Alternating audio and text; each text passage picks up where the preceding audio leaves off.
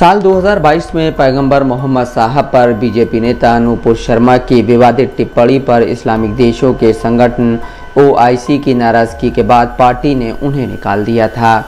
नूपुर शर्मा को लेकर केवल ओआईसी ने ही आपत्ति नहीं जताई थी, बल्कि इस्लामिक देशों ने अलग अलग बयान जारी किए थे और ये भारत के लिए असहज स्थिति हो गई थी। अब भारत ने स्वीडन में कुरान जलाने की घटना के खिलाफ संयुक्त राष्ट्र मानवाधिकार परिषद में लाए गए ओआईसी के निंदा प्रस्ताव का समर्थन किया है। भारत के समर्थन पर अंग्रेजी अखबार द हिंदू की diplomat affairs editor Suhasini Haidar ने लिखा है, स्वीडन में कुरान जलाने की घटना के खिलाफ इस्लामिक देशों के संगठन ओआईसी के प्रस्ताव का भारत ने समर्थन किया है।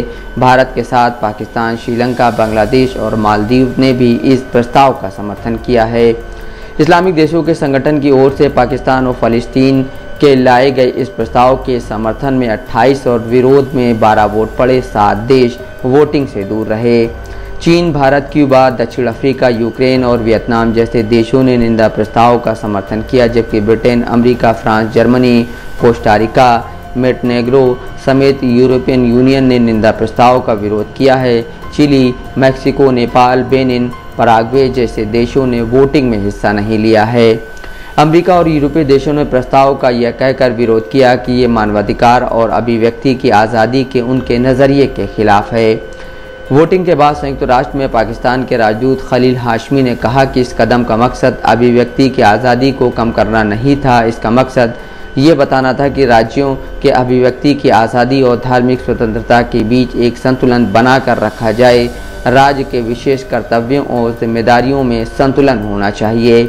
उन्होंने कहा, दरअसल जिन देशों ने निंदा प्रस्ताव के समर्थन में वोट दिया वो पवित्र कुरान या किसी दूसरे धार्मिक ग्रंथ के सार्वजनिक रूप से अपमान की निंदा नहीं करना चाहते थे। संयुक्त राष्ट्र में अमेरिका के स्थायी प्रतिनिधि मिशेल टेलर ने कहा कि इस मामले में उनके देश की चिंता को गंभीरता से नहीं लिया गया। उन्होंने कहा, मेरा मानना है कि इस मुद्दे पर और विचार विमर्श करने की ज़रूरत थी। हम इस मुद्दे का मिलजुल कर समाधान निकाल सकते थे। ये निंदा प्रस्ताव पिछले महीने स्टॉकहोम के मस्जिद के बाहर कुरान जलाने की घटना के खिलाफ लाया गया था।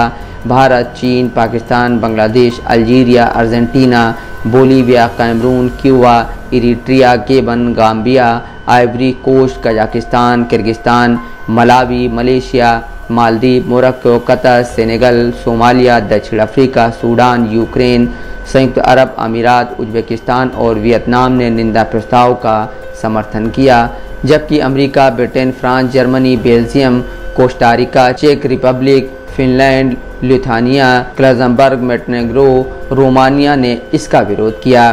पिछले महीने बकरीद की छुट्टी के दिन एक इराकी प्रवासी ने स्टॉकहोम की एक मस्जिद के बाहर कुरान की एक प्रति को पहले फाड़ा और फिर उसमें आग लगा दी। इस घटना के खिलाफ खाड़ी देशों में तीखी प्रतिक्रिया देखने को मिली थी। कई पाकिस्तानी शहरों में इस घटना के विरोध में प्रदर्शन हुए थे।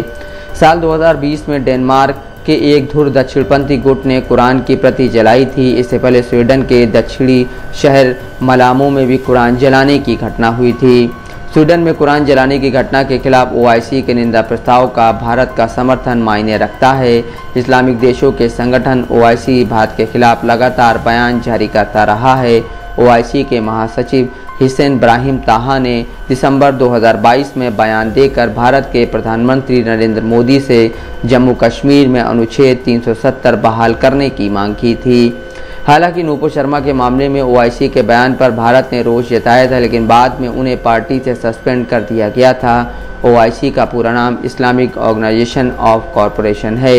यह 57 मुस्लिम बाहुल देशों का संगठन है। ऐसा माना जाता है कि संगठन में सऊदी अरब और सहयोगी देशों का दबदबा है। Bureau report, Dastak live news.